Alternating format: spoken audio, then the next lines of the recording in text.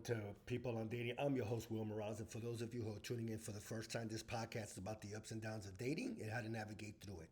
Today, my guest is Grand Cam. He was struggling for years before he finally figured out the secret to becoming the masculine man that many women desired. After being flaked on, getting heartbroken, dealing with crazy ex-girlfriends, not getting any date matches, and being friend zoned, he suffered through it all. Finally, after years of hard work and with the right guidance, he decided to help other men become the masculine figure that women are craving nowadays. Currently, he helps men from all over the world who are looking to upgrade their dating life so they can achieve the abundance they truly desire. Well, Cameron, thank you so much for being on People Are Dating. How are you, sir? Doing well, William. Thank you for having me on your podcast. It's an honor, and I'm excited to bring value to your audience. Well, listen, it's my pleasure. Today's topic is a good one: overcoming fear and rejection, and social anxieties about dating, because it's really crazy out there.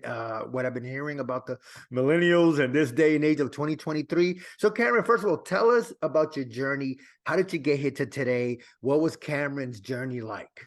Yeah, so my journey, I'm born and raised in Los Angeles, currently living in Arizona right now. And it began with me always wanting to find out the meaning of life and the meaning for my existence. Like, why am I here? Why am I not somewhere else? Why do I live why do I live the way I live? And why do I have certain habits? And why is it that I'm lacking in certain areas, and why I have certain things that I currently have in my life back in the past? So I always began with asking these questions with my father. So my father was a huge role model in my life. He allowed me to have these really open, transparent conversations, and sometimes tough conversations. And I would always ask him again about these kind of things, and then segued into about business. And then it got to the point where, because I was very curious, William, throughout my whole life, I wanted to learn more about women as well. Because as I hit puberty, gone in my teenage years, I started having, quote unquote crushes on women. Yeah. And I felt like there was a gap in my life that I didn't understand women completely. Every time I did, let's say, have a connection with a woman, I felt like it was lucky. And I wanted to have more control of my destiny and understand, how is it that's happening? Like, how does attraction work? And why does this woman like me? And why is it that she liked me in the beginning, but then she doesn't like me anymore? So I always wanted to understand the why to everything. That led to me, I went to university. I got my master's as well. But throughout that time while I was in college, I wanted to learn more and more about myself. So I joined a bunch of dating programs. I got dating mentorship from various dating coaches. And then I finally figured it out that the reason why I was lacking in a lot of dating skills was because I didn't understand myself. I thought I had to understand women, but really I had to understand myself more importantly than anything else. Once I understood myself, that's when I started creating a program for myself, like an internal program about boundaries, standards. What do I like? What do I do not like?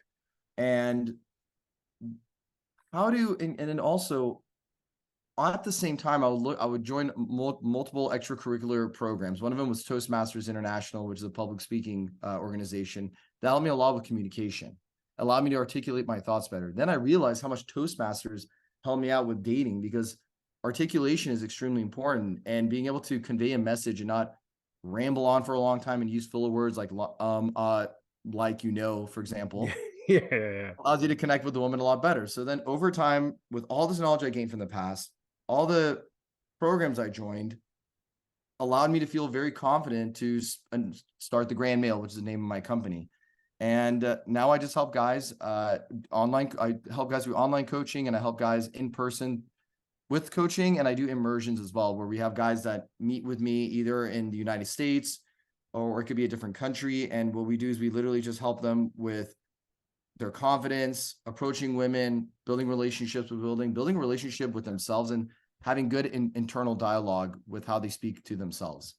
Wow, that's definitely deep. I like what you said though, about understanding ourselves, which is, like you said, it's definitely the key. And I think not many men set standards for themselves. They if they like some woman, and listen, I'll be one of the first ones to say that, a few years ago, up to when I realized, I'm like, shoot, man, I'm a effing simp, and with a lot of women, and I let boundaries get crossed and standards get wiped out and all that. So I want to talk more about that, because one of the biggest things is like you said, is getting to know ourselves, but setting standards.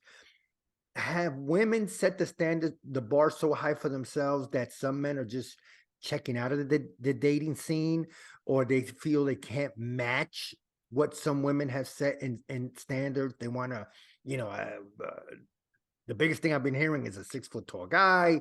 They want at least six-figure income. They want the man to have social status, things like that. So, have you seen that, Cam, where maybe the standards are just a little high, that most men, half the men can't meet it? Sorry that I was all over the place. No, you're good. I love that question. I'm going to answer it like this. I believe, and first I'm going to answer with this foundation that anytime somebody asks me that kind of question where it's like, have women's standards gone too high? Oh man, there's so many ways to attack this question. Like, and when I say attack, I mean like, go in like with a different mindset, right? Sure, I sure, think the first thing to think about is like a man needs to have power. He needs to feel the power within.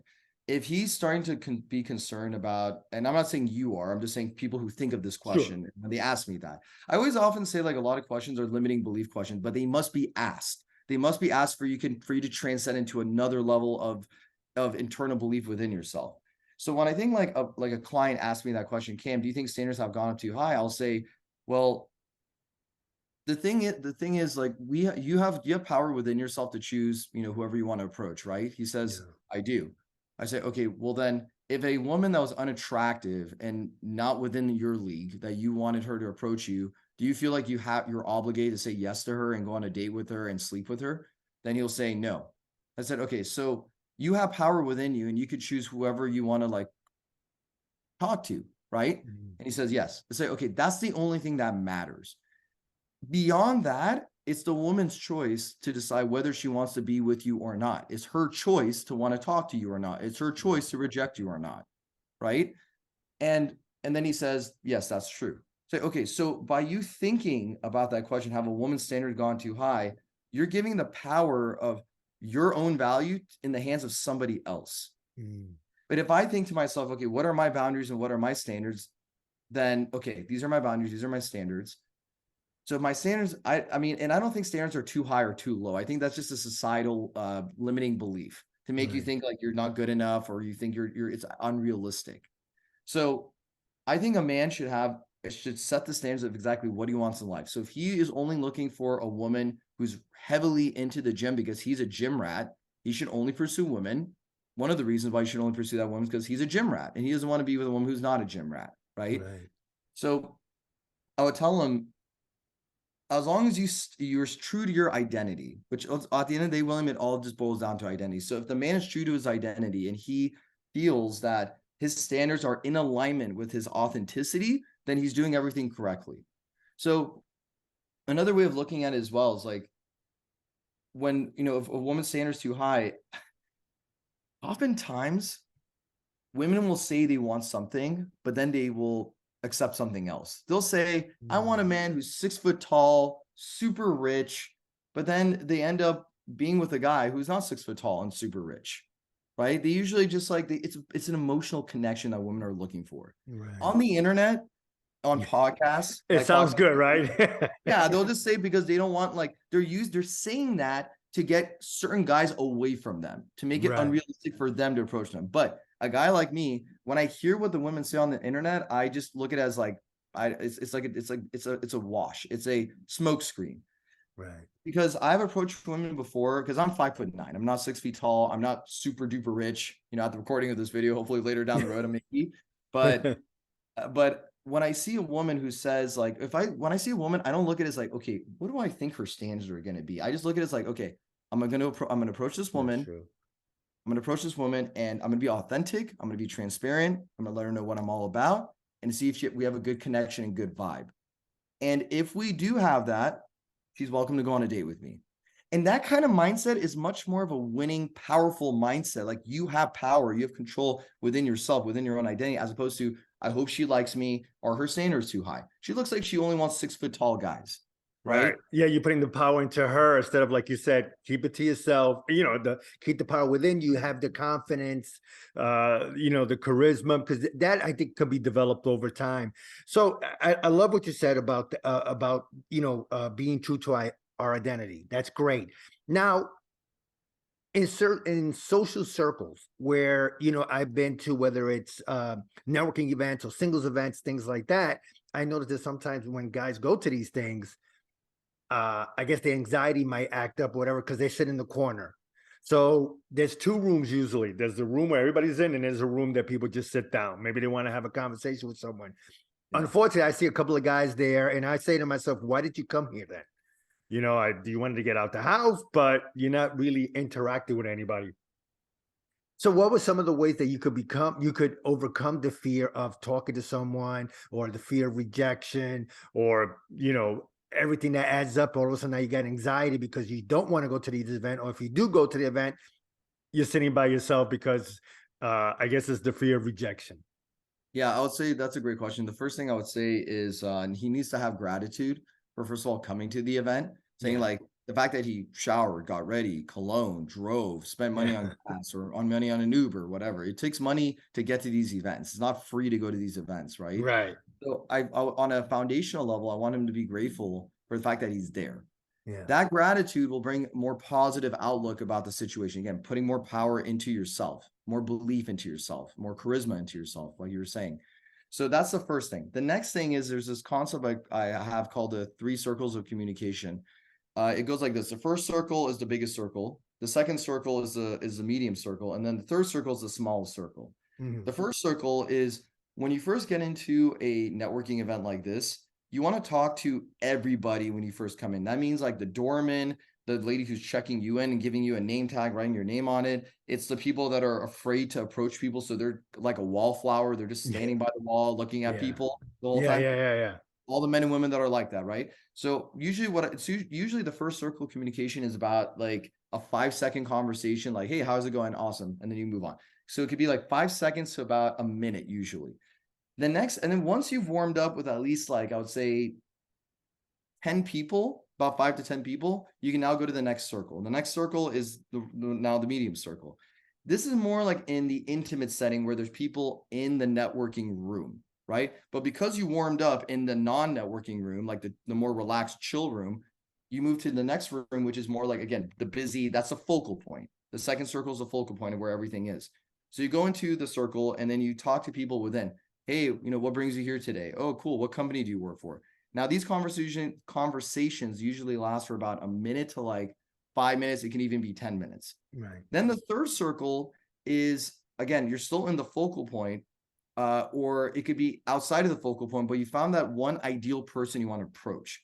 So if you see someone that you've had your eye on throughout the networking event, but you were scared to approach him before, now you feel enough confidence to approach them because you've warmed up talking to at least like 20 people at this point. So going to Right. that guy or that girl is easy.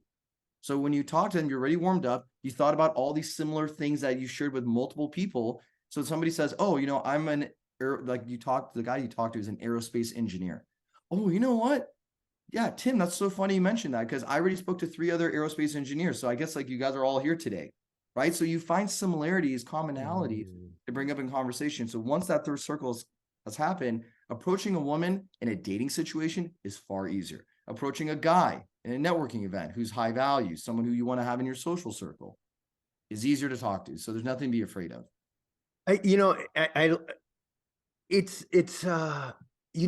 make such a great point about having, I guess, commonalities, whatever, because if you go into certain events, let's say if it's a business event, already you have something in common. That person's in business and you're in business, or if you're single, they're single and all that. But I like what you said though. Talk to the co-check girl, talk to the guy that checked you in, just to warm up the conversation and get whatever fears you may have, or Mhm. or nervousness. Okay, so you talk to a bunch of people, and now, like you said, if you have your eye on someone, hey, approach her, because at least you warmed up. Just like in baseball, you're a pitcher, you warm up, or you're a basketball player, you shooting free throws, whatever, you're warming up. I love that analogy, or I made the analogy, but I know what you get. I know what you're saying. So once you have that, and you talk to that one girl, let's say, and you find out that maybe you don't have things in common, do you still keep on doing that? Do you still go to those circles, those 3 circles that you mentioned, and just talk to more women? Because sooner or later, maybe someone or something might click. Does that, Uh, did my question yeah, make sense? oh, absolutely. And that makes complete sense. 100% I'm going to move on. So it's funny. I always tell my students this too when they meet me for my in-person immersions. I tell them, guys, be prepared. I move very fast. So if I don't feel a opening, like a welcoming, and when I mean welcoming, it's just the energy when I approach a woman. If I feel like she's like looking, like she has her phone and she just like keeps looking down and she's like, oh, hi, and does this, then I'm not going to talk to her. I do not waste my time more than 5 seconds. If I feel that, again, there's no welcoming of Cam into the conversation, Yeah. I remove myself very quickly. So I'm not pushing, I'm not forcing, I'm not convincing, I'm not persuading. That's not my style. And I used to do that back in the days. Like I had my simp tendencies as well from back in the day, but I will move very quickly. So I will divert myself from that conversation or remove myself from that conversation and go to another woman who I feel is compatible for me. Because I look for 5 things for compatibility in a woman. I call it the 5 pillars of compatibility. So it's respect, humor, responsiveness, attraction, and seduction. So if all these 5 things can be honored in the conversation, of course, when it's calibrated, it's authentic, it's done correctly, she's suitable to go on a date with me. So I don't just go on dates with girls because I want to go on a date with a girl. I do it. I'm very, very picky about who I talk to, and I'm very picky about who I go on a date with, especially. Right. Now, when you're looking at again, you're in at an event or whatever that may be, um, is a woman's style in terms of dressing, does that also open your eye, the makeup or non-makeup, the hairstyle? Are you looking for a particular type of woman that you may go for? The same thing with your students. Um, if again, is it a style that you might prefer? You know, some like for me, I like dark hair women. You know, I wouldn't say I would never talk to a blonde, but I like dark hair women. You know, so that's kind of my preference. Um, do you set your students up for different types of preferences, or it's what? Hey, whatever you feel comfortable with, go for it. Yeah, I like to give my students free will and Okay. autonomy to go after whatever they want. I've had students before send pictures of the girls that they're with. In my head, I'm just kind of like, not my type, but I don't say that, right? It's not my business. And Right. once they ask me, hey, Cam, what do you think of this girl? Do you find her attractive? Then I'm going to be honest with them, say, yeah, I wouldn't hook up with her. But, they don't ask that. And there's no reason for them to ask that. I don't want them to seek validation from me. I want them to just go after what they want, right? If they want a woman who's a certain way, go for it. That's your type, right? But for me in particular, yeah, everybody has a type, right? Everyone has a type that they're interested in. Right. I like to call myself an equal opportunity man. I go after like whatever I find attractive. So Of I like, course, that makes sense. I got you. yeah, I've been with women with all ethnic backgrounds of all different skin colors, and for me, more importantly, what I like to look at is a woman's femininity, right? So up here, the Yeah. way she thinks about herself. I don't like to be around a woman who's super negative. I don't like to be around a woman who makes me feel negative, or she tries to shame me or tries to berate me or disrespect me. I don't want to be Mm. around those kind of women. I'm looking for women where it's like seamless in conversations, and it's seamless for me to build intimate connection with her, and intimacy in conversation and intimacy in the bedroom as well. So I've also, I fairly, like, a lot of guys, they get shocked when I tell them that I'm intimate very quickly when I to bring a woman to the bedroom. Usually guys wait like 3 days, 5 days, whatever amount of days. For me, it's within the first date. And a lot of guys will say, well, I mean, don't you think it's like it makes her a slut or whatever? I said, no, her being with me sooner doesn't make her a slut at all. This is what Right. I wanted. And I'm not going to shame her for being intimate with me sooner. In fact, because I get the intimate bedroom things done sooner, I know exactly what our connection's like there. So even outside the bedroom, it makes it even more fun and exciting for me because now I want to take her on more dates. I want to spend vacations with her. I want to introduce her to my family later down the road. Like there's no reason for me to think like any way otherwise. Like I'm very methodical about how I do things, and I cancel out the outside noise. I just focus on, is this woman really genuine in who she is, and does she allow me to be myself? Because if she's trying to shame me and censor me and limit me from being a man, that's a woman that I don't care how hot she is. I don't care what she looks like. I'm not going to be with that woman. It doesn't matter how voluptuous she is either. I'm not going to be with that woman if she has to limit me as a man.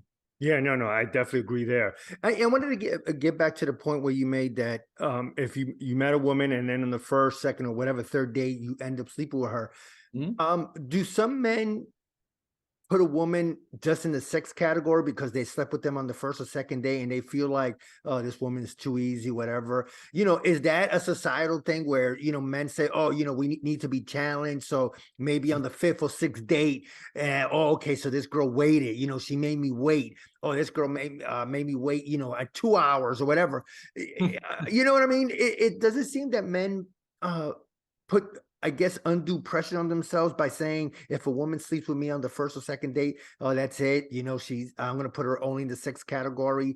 Is that just uh putting too much pressure on themselves? If my question makes sense, where they say, Yes. oh Mhm. no, no, I want to wait. I want her, I want a challenge. I think a lot of men, they don't know the why behind why they do things. I think Right. that's the biggest thing. So yes, I 100% believe that men do go based off what society. 99% of men, William, go based off what society tells them to do, based on what Mm, parents have told them to do, relatives, friends, YouTube advice. Like there's dating advice that's free on Instagram. You can watch anytime you want. So a yeah. lot of times they do societal things.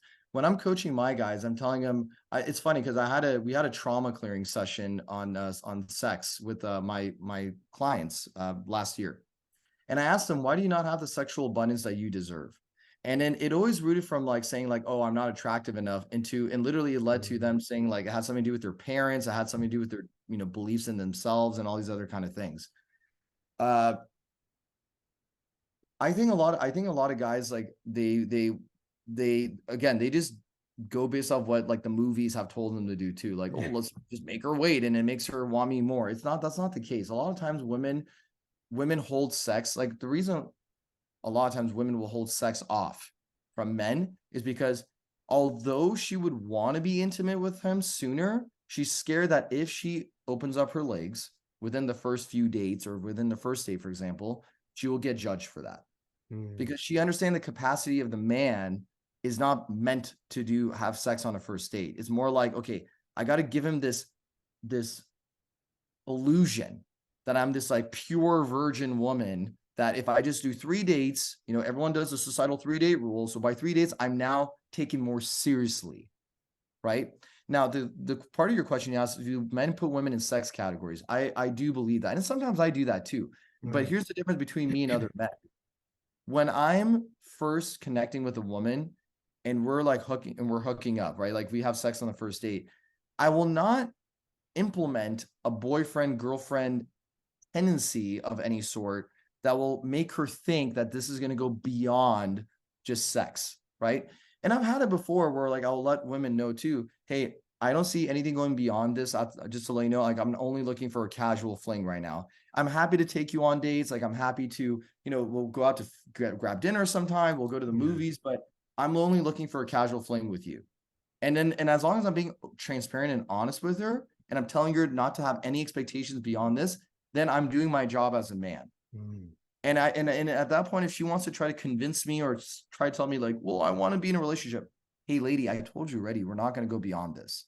Right. So right. because I've been so open and transparent, and because I'm non-judgmental as a man, women will do more freaky things with me, kinky things with me in the bedroom. Women will also be more open to talking about their life with me because again, I'm non-judgmental.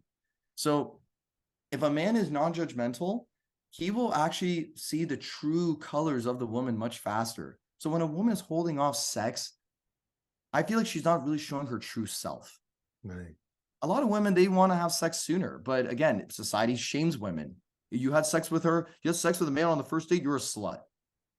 I mean, like literally the definition of a prostitute is a woman who literally gets paid to have sex. That's what Right. a Right. prostitute is. A whore is the same thing as a prostitute, right? It's just synonymous with one another. So a woman's not a slut just because, she, wanted to sleep with a guy she met on Tinder and had sex with him on the first date. That doesn't make her a slut. It just makes her like interested in that man.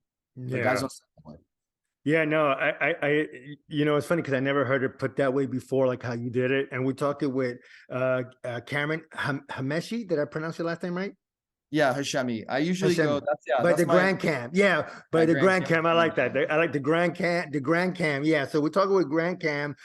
Today's subject is overcoming fear of rejection and anxieties about dating. You hit so many good points that I never thought about it that way. Um, One of the things is being honest with her. I think that's so I'm 110% on board with that. I think a lot of guys, and I've done it before, where you try to weasel your way out of certain things, and just instead of being honest and upfront, because maybe guys don't want to get yelled at, or they just weaseling out. And I remember, Cam, when I went to a few let's say dating, what was it, speed dating, and I was upfront, and I said, you know what, because you have to wait to the end and give and tell, and you write down the person who you're interested in. On two occasions, Cam, I went to the woman when after the conversation, I said, listen, I'm going to pick you. That's it. If you pick me, good. If not, no hard feelings. I'll move on. And you know what? Those women picked me because I was just upfront. So I love what you said, is being upfront and being honest. If you want something, just go for it. First of all, Cam, thank you so much for being on People on Dating. My God, I learned so much for you. And before I let you go, just a couple more things. What are you looking to do the next 3 to 6 months with the Grand Mail?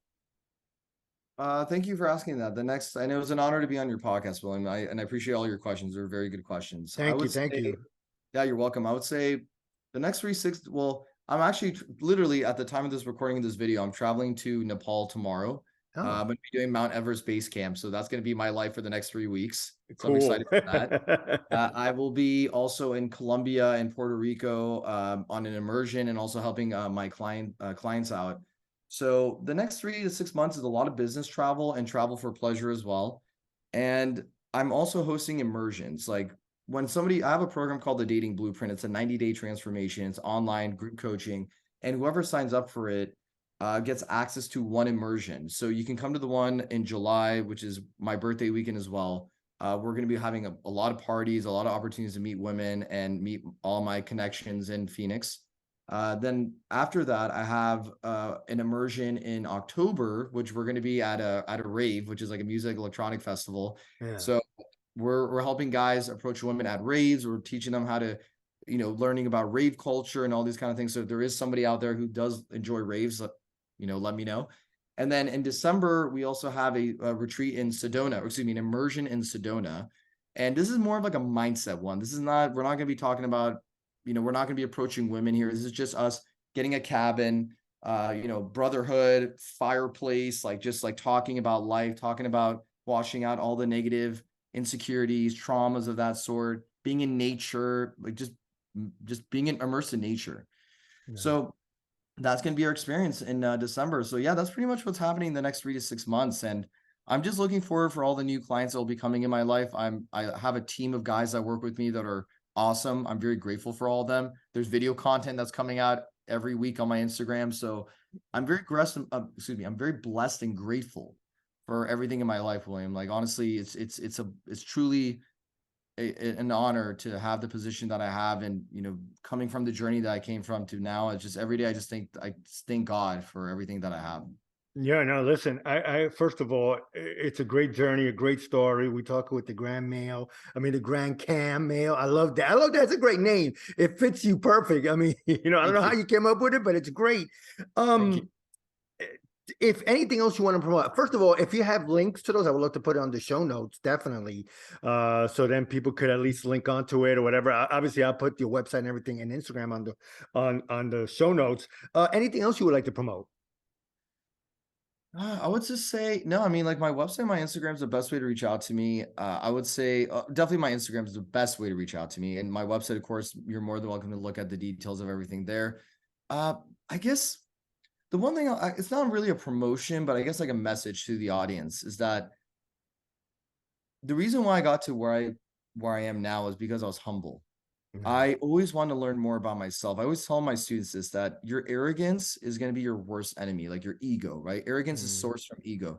If you allow your ego to not give you opportunity to find new information, because you know what you don't know, and you don't know yeah. what you don't know. And a lot of times, guys, they're swimming in the pool of you don't know what you don't know. So they will go about life thinking that they know everything, think they know everything about women. And because they have like a track record of dating women, or they don't have a track record, but they're like just frustrated of getting rejected. I always tell guys, like, submit to yourself by understanding why you are not where you want to be, right? Mm. By submitting to yourself, you submit to knowledge. And when you submit to knowledge, you submit to the power of understanding life. So if you are humble, you will always learn new information. But the moment you start thinking that you know everything, which I've done this before multiple times, if you start to engage in the thought that, okay, I'm set for life, I don't need to know anything after this, that's where you're going to start to lose. Even Yeah. me, myself, I'm always learning new things about my business. I'm learning about how to date women better, how to understand myself better, how to have a better relationship with God, with life, with my family. Like, always be humble. That's I would say, is not a promotion, but more like a message to your audience. And thank you to the audience as well for listening to me. Really appreciate, for taking the time to listen to this episode with William and I all the way to the end. Yeah, no, listen, it's my pleasure. And again, Cam, thank you so much for being on People on Dating. I really, really appreciate it. Yeah, I appreciate it too, William. Thank you. Thanks for Yep. having me. Bye bye.